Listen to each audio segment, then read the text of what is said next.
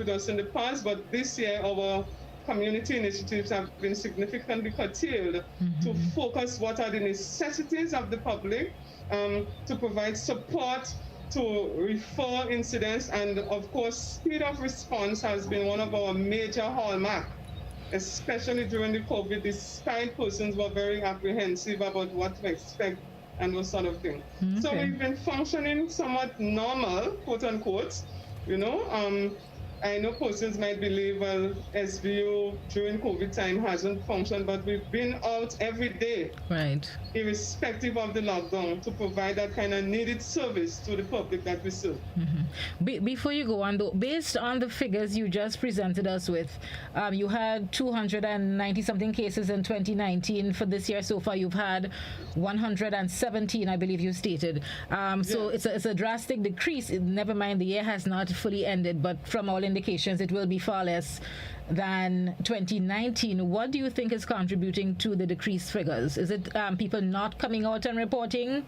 Is it maybe children are home with their parents more? What can you attribute it to?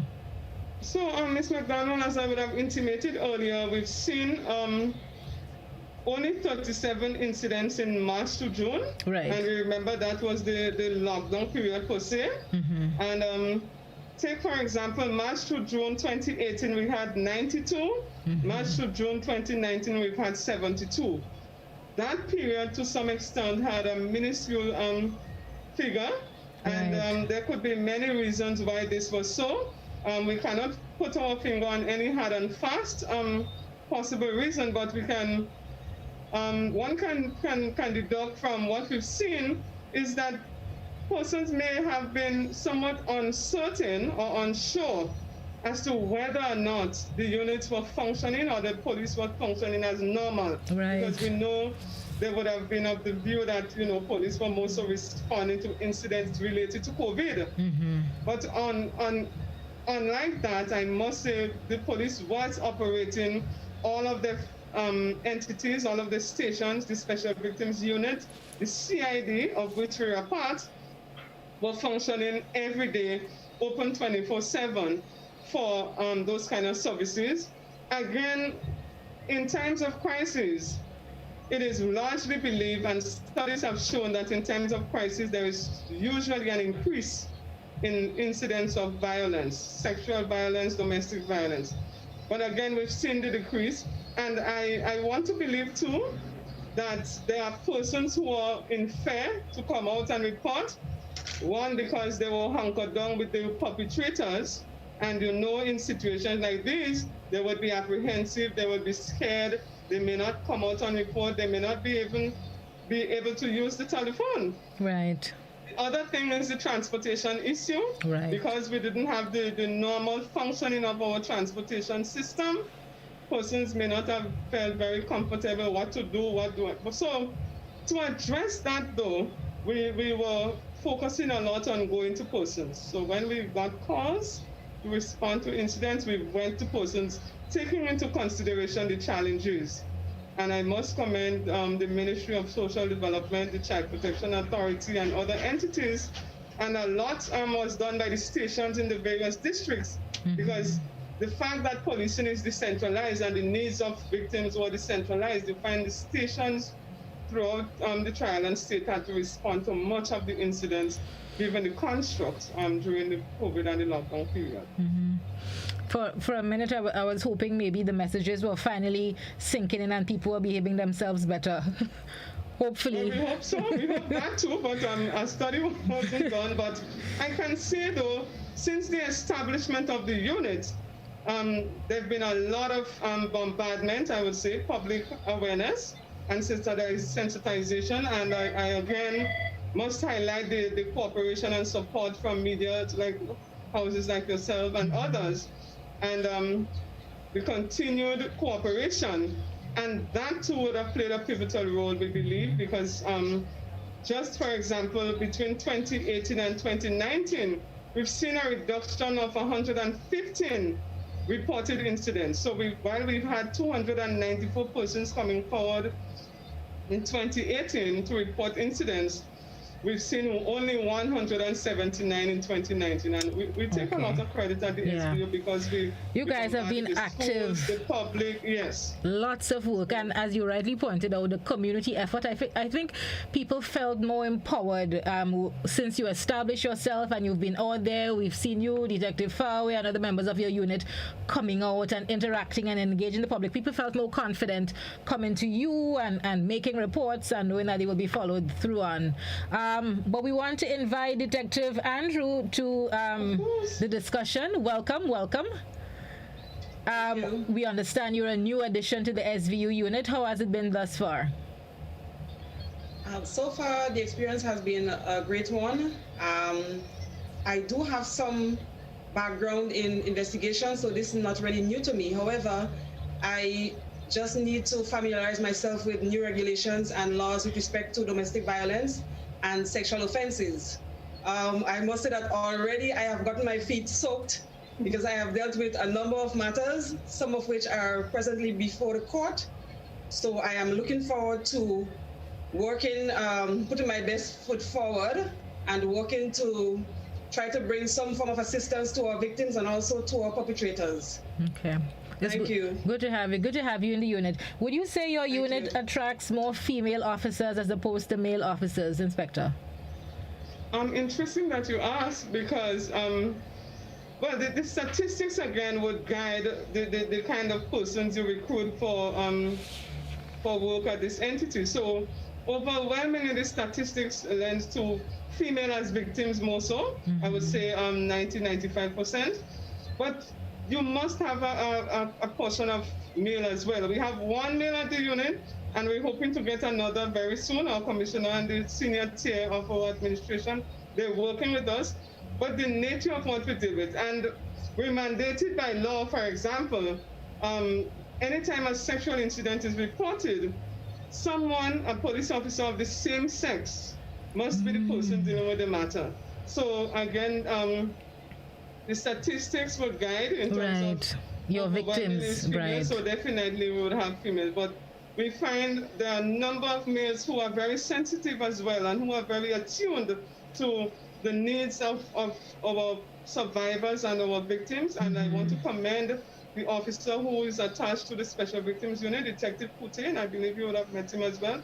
He's a very exemplary officer and sets very high standard, especially in terms of he work with the public and his interpersonal skills with the staff as well.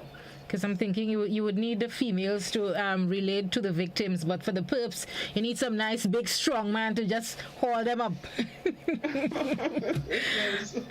What would you say your success rate is? So you get reports, you make arrests. On the prosecution side, what is the ratio like, arrests to successful prosecutions? Right. That's another interesting thing. I recall in 2019, just as we launched off, late 2018, I had one of our officers, Detective Farish, she was assigned to do a bit of research with the records from the court, because we believed that was something that we needed to inform the public. And from the data, the statistical data in terms of matters that were disposed of, meaning finalized in the court where judgment was handed down, or sentences and stuff, we find that we had 72% conviction rate with the cases that we got from the court that were disposed of. So I must say it's overwhelming. So far too for the SBU, I must say we've had high success. And again, let me reiterate, we're part of the Criminal Investigation Department, so we work in sync with CID. And a number of our matters have already gone before the court and persons sent to prison for sexual offenses. And I commend as well the judiciary and our magistrates and the synergy and how closely they work with us to expedite incidents. I really am pleased. We would have done a series of meetings at the beginning with these key stakeholders, and I must say the support has been overwhelming. So the success rate has been pretty high.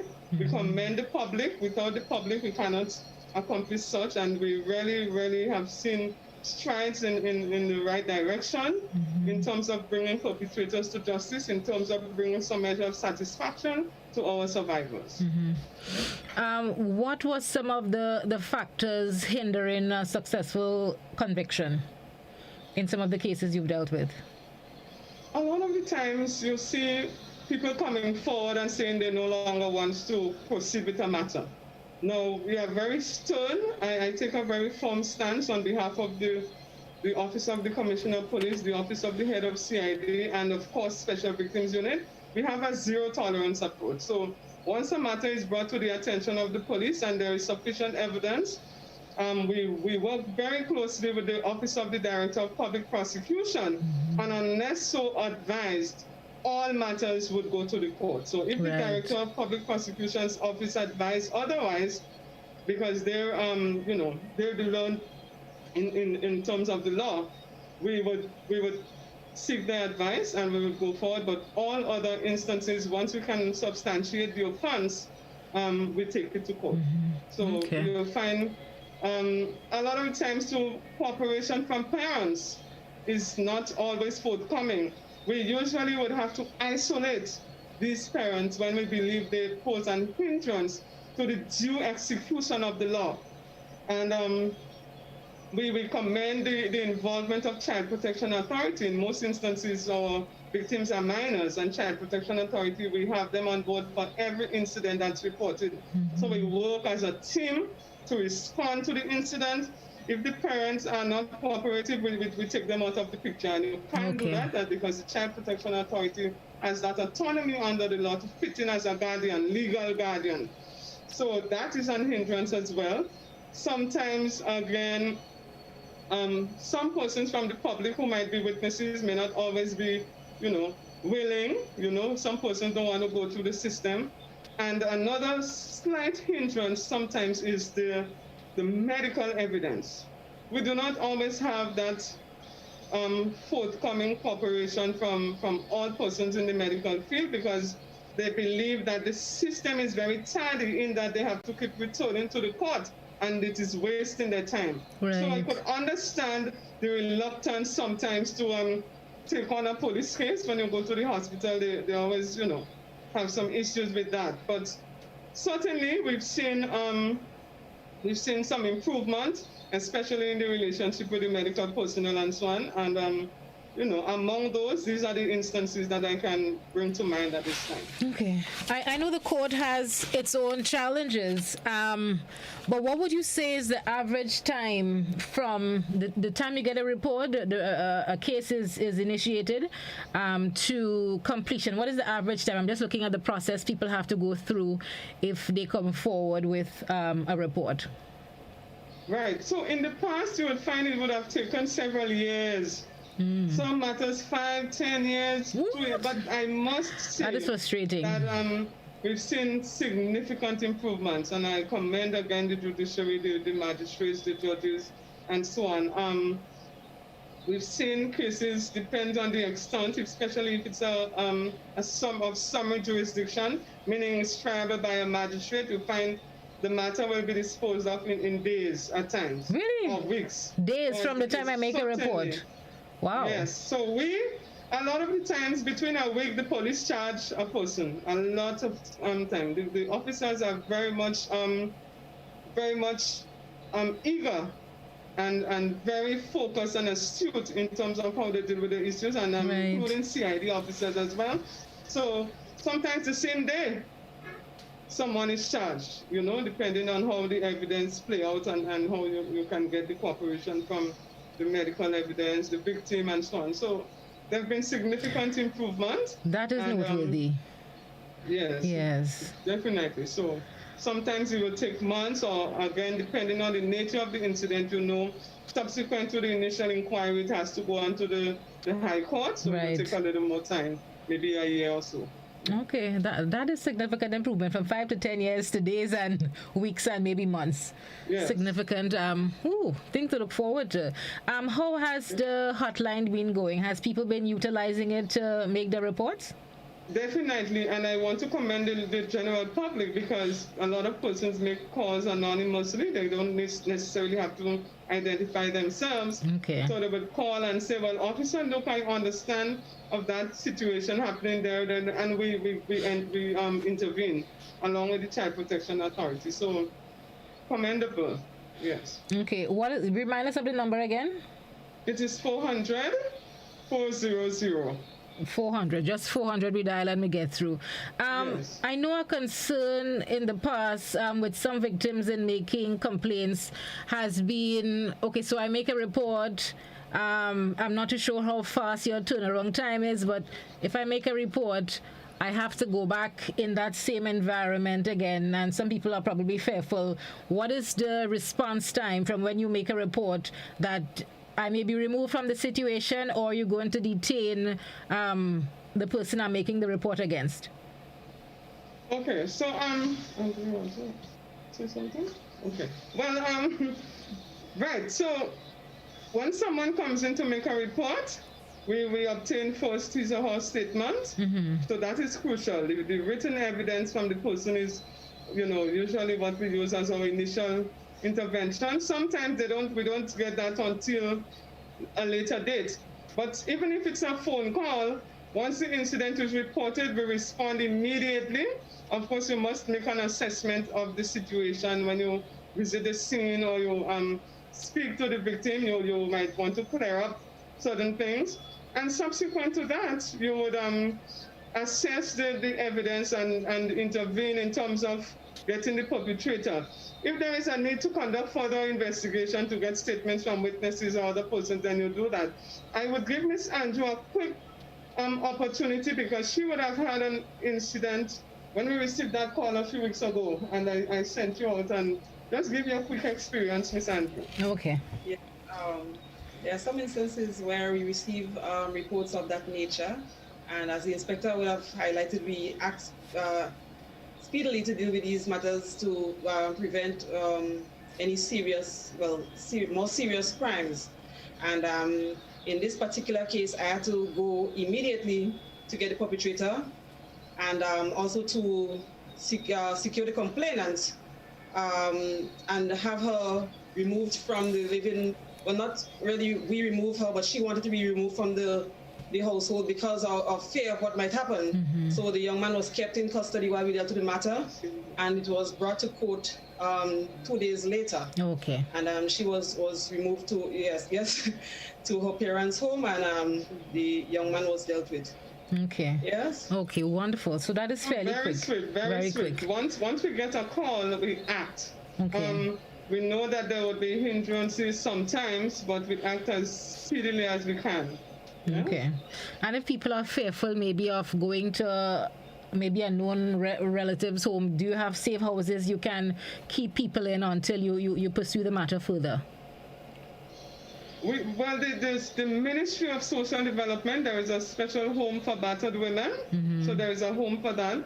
And the Child Protection Authority, they arrange for foster care for the younger ones.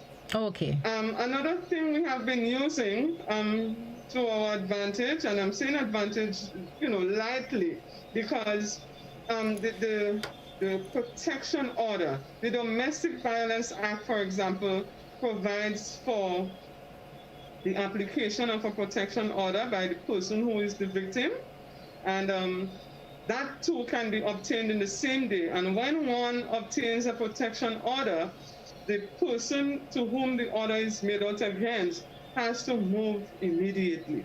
So we've been using that since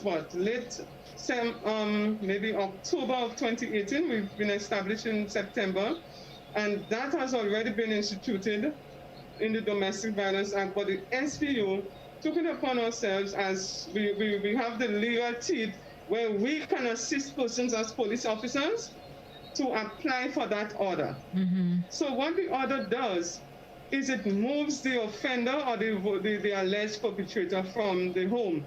Let's suppose it's a shared household. Right. So in the case of an incest, let's suppose a father is accused of violating his child. the order, we ask the parents and so on whether or not they would like that. We let them know their options and we assist them in applying for it. The matter is taken to the court. There is an understanding with the court. Given the circumstances and the extent of it, they will grant the order. So usually the order is granted immediately. Okay. And they have... Subsequent to that, we execute the order and the alleged perpetrator is moved the same day. So that has been another avenue that we explore so that persons can feel safe, and if there is a breach of the order, then there are serious implications as well for the perpetrators. Okay, I was just going to ask you about compliance, because I'm thinking some men are aggressive and maybe saying, hey, this is my house, I'm not leaving my house, this kind of behaviors. There has been compliance once you have... We get this kind of reaction, but I must say, what we've been doing is not being bullied about executing the order. We bring in the perpetrator and we make sure they have a very thorough understanding of the expectations. Okay. So the order is not usually a finite order until both parties return to court. So if we apply for it, let's suppose one were to come in today and register a complaint where the evidence seemed to be very grave, and they chose to request a protection order. There is what is called an interim order. So it's a temporary thing that happens while the matter is being fully investigated. So the magistrate will grant it on the premise that next week or so, the matter, both parties will come back to the court. Mm-hmm. And they will give a date with which these parties must return to court. So for that date, the would-be perpetrator will be arrested and taken to court on that date as dictated by the order. Okay. So in that hearing, the magistrate will listen to both parties before determining whether or not to grant a final order. Right? So they have a window of opportunity, a cool-off time, and then they will go back to the court where the magistrate will hear the evidence and determine, well, yes, it is substantial enough to grant a final order, or this doesn't really make sense, so I can't grant the order. Okay. Got you. We just have about 5 more minutes. Anything else you want to inform us, advise us on before we wrap?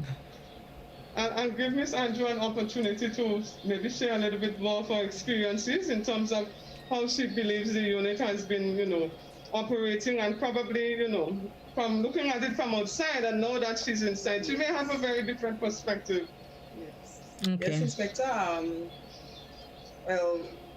Looking at the SU from the outside, you will not really see what is going on, but now that I'm on the inside, I can see the tremendous amount of work that is being done and the accomplishments of this unit. And it is really overwhelming. And it's an area that I have great interest in. So I am very happy to be here. And like I said before, looking forward to working to assist the victims and perpetrators. Mm-hmm.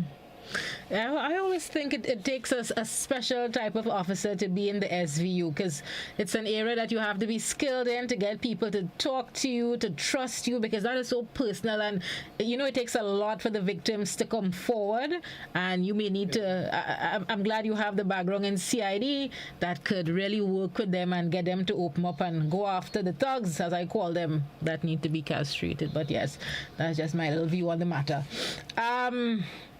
I was going to ask you, with a lot of children home now, is there any concern from the department? I know the schooling is not a full week as we normally know it. I understand that a lot of children are home, some of them on their own. Is there any concern from the unit with regards to children's safety at this time? Well, definitely, Ms. McDonald, they would be concerned because, in circumstances like these, children are sometimes hunkered down with the perpetrator and are intimidated, and they do not have the freedom to call someone if there is a situation. So we continue to implore on members of the public to be on the alert and look out for the community as well, as you have been doing, and I said commendably so, to call our hotline 400 and report any observation or any concern. We want to tell children too that I know children are very smart. They can find an avenue to call, they need to, and of course they need for social media, they utilize that avenue. We do have as well, even among us, one of our officers that we assign specifically, that's not her only role, but she's also responsible to glean social media. So anything we see on social media, we take it up. We don't leave any stone unturned. So a lot of the times we pick up bits and pieces on social media and then we intervene and realize there's some merit in it. So we do have concerns because you know how things are happening now, and children being home, there's a higher risk involved. So a lot of the times what we do, we work on the days when we know they're in school. If we have a suspicious case, when they are in school, we go to the school to get them. If we believe we do not want the parents involved, we do that way, along with the Child Protection Authority. Yes, so. Outside of the hotline, the 400. By the way, can you text the hotline? Is it just only calling? It's only call, and we do have another straight line. We have 440-4739. And we do have the Criminal Investigations Department numbers 440-3921. They have multiple lines, so you can also call that number at any time, and it will be answered. Okay. I'm just asking, children especially, they don't call much. They're more into the gadgets and the texting and so the messaging. They may feel more comfortable sending you a message. I mean, I know them. They don't call. They message. You probably need to get a platform to reach them via text as well. What we've seen, the police websites, sometimes they call us with information that they receive. Right. And they would pass it on to us. So the RGPF website on Facebook, they get information that are sensitive of that nature, and they would pass it on to us, and we take it from there. Good. Thank you so much, Inspector Andrea Noel Victor Folks, head of the Special Victims Unit of the Royal Grenada Police Force, and Detective Andrew. Again, welcome, and we look forward to further interactions with you. Final words from you, Inspector Noel, before you leave us. Well, I really want to commend the stakeholders that work with us very closely. I want to recognize the senior tier of the Royal Grenada Police Force and our Commissioner of Police, the head of CID, Minister Delma Thomas and her team at the Ministry of Social Development. They too work very closely with us, Child Protection Authority, probation, the court, the DPP's office, the schools, and so on, and the stations. I want to encourage our listening public to continue. We appreciate you. We love you. All of our persons out there, our children of SVU, we have a lot of children, and our informants and so on, of sensitive nature, who we don't even know by name, but we appreciate you, and we encourage you to continue to utilize our hotline 400 to call, and we are ready to serve you at any time. Thank you so much, folks. It is 28 minutes on to 12. You're watching the Mid-Morning Buzz. We take a quick break. We'll be back. Stay with us.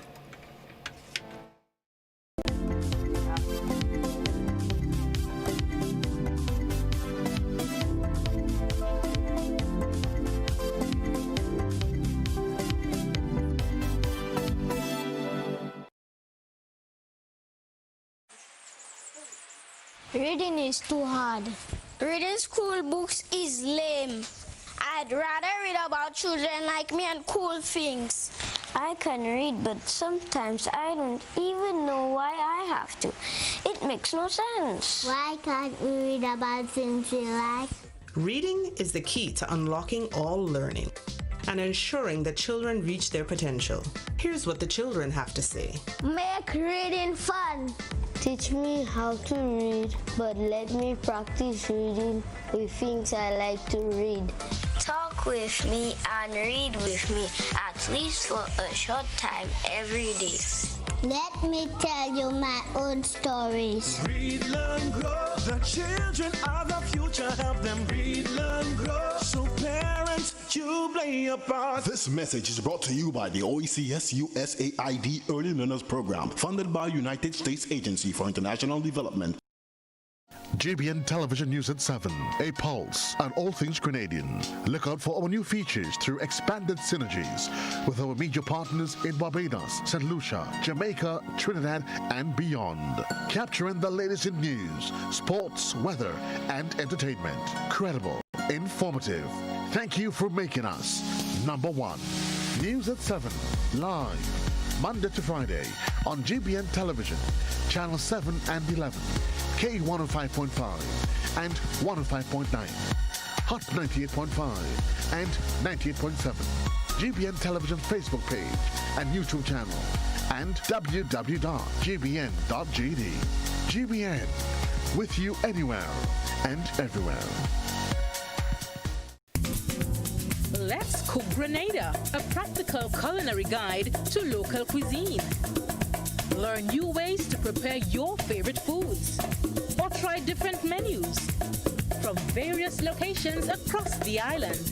Let's Cook, Tuesdays at 8 p.m. on GBN Television, Channel 7 and 11, GBN's Facebook page, and GBN's YouTube channel. If you miss it, catch the repeat Thursdays at 10 a.m. and Sundays at 3:30 p.m.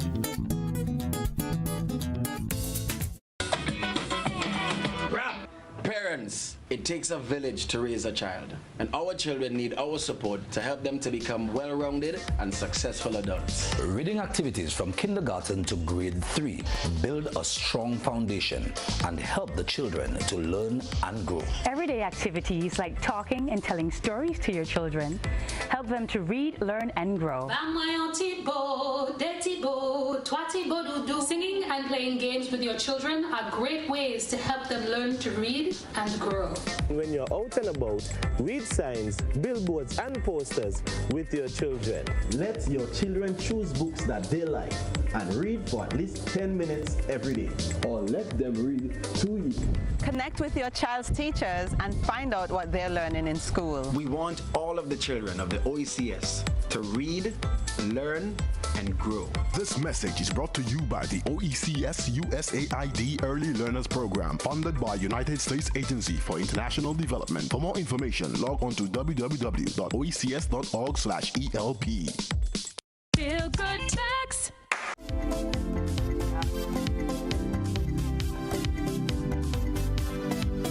We've got the lovely, the one and only Camellia Brown from Real Value IGA Supermarket joining us.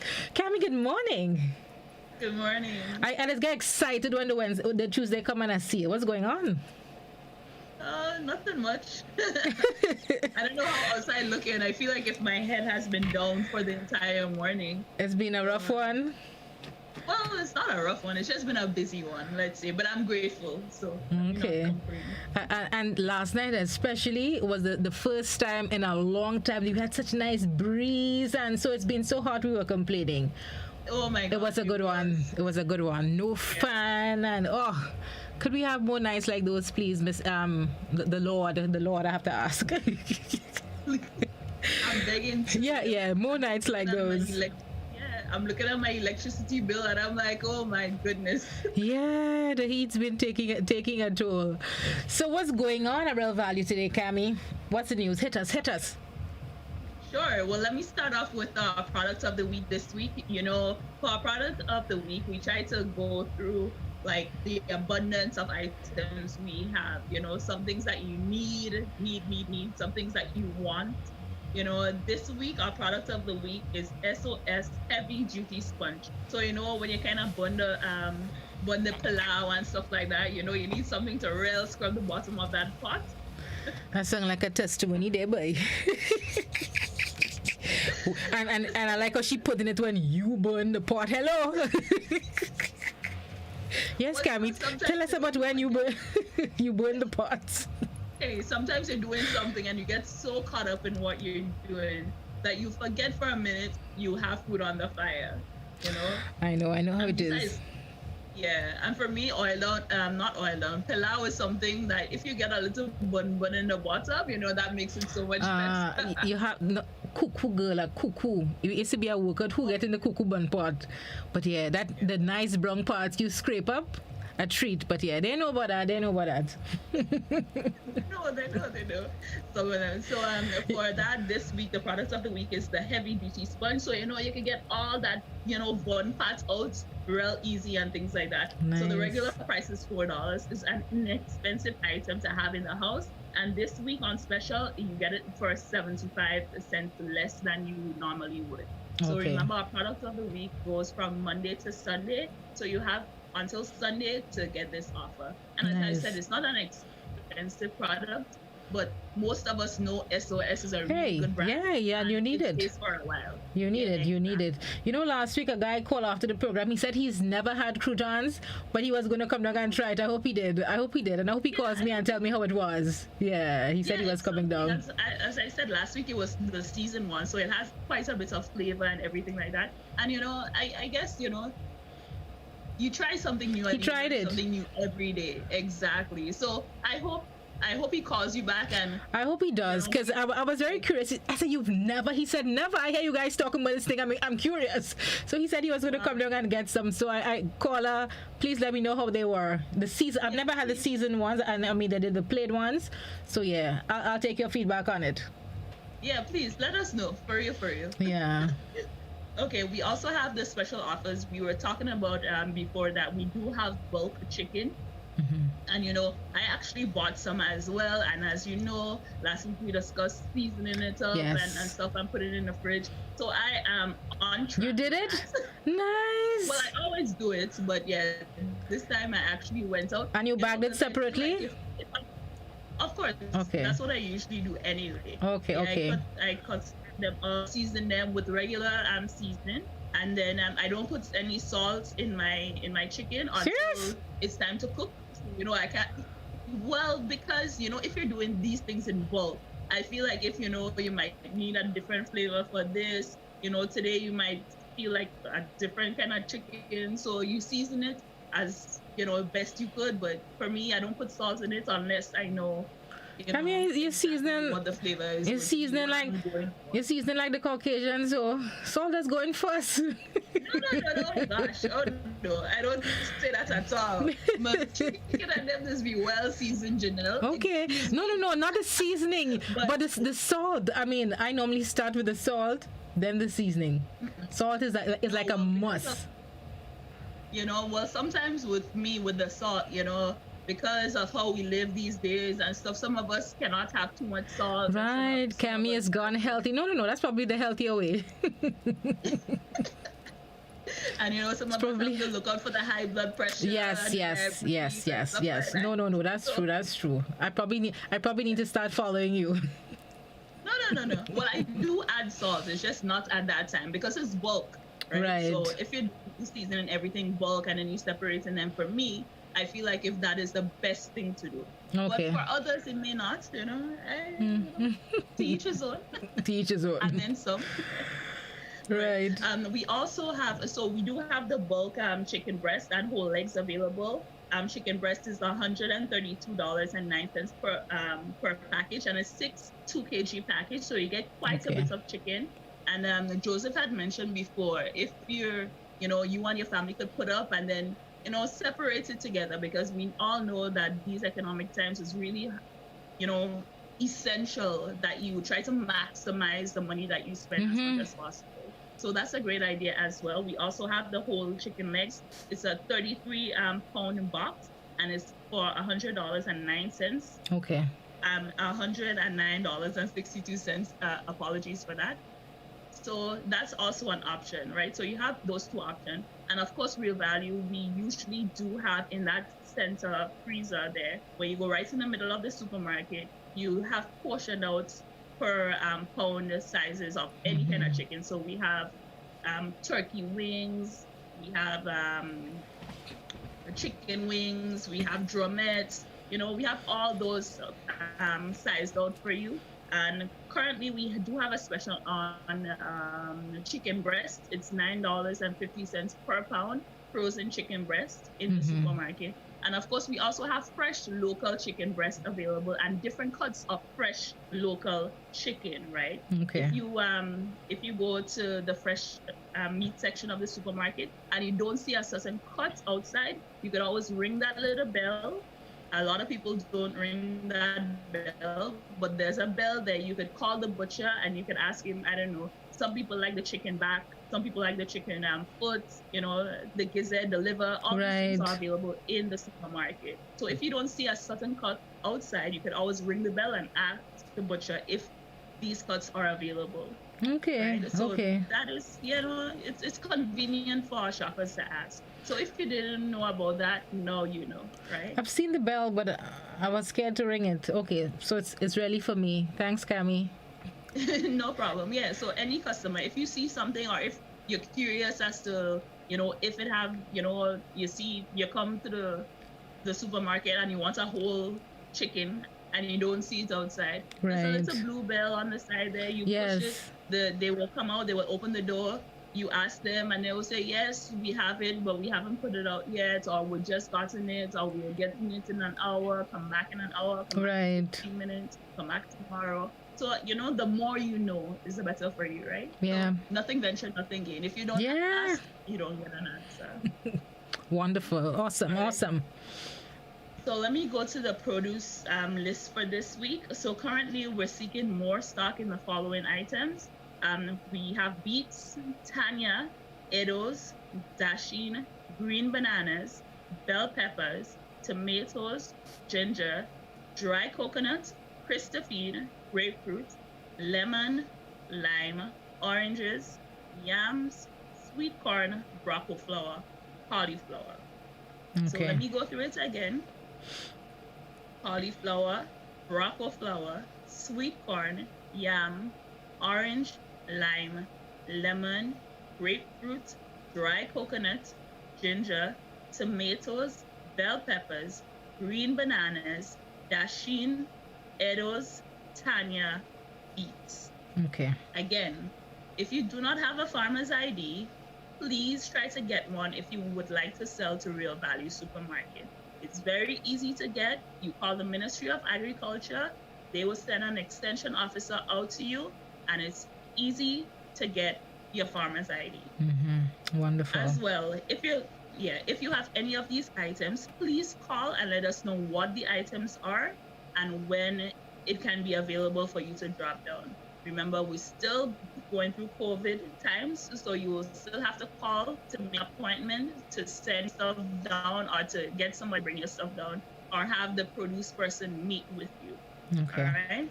So, FYI, please call. The number is 439-2121.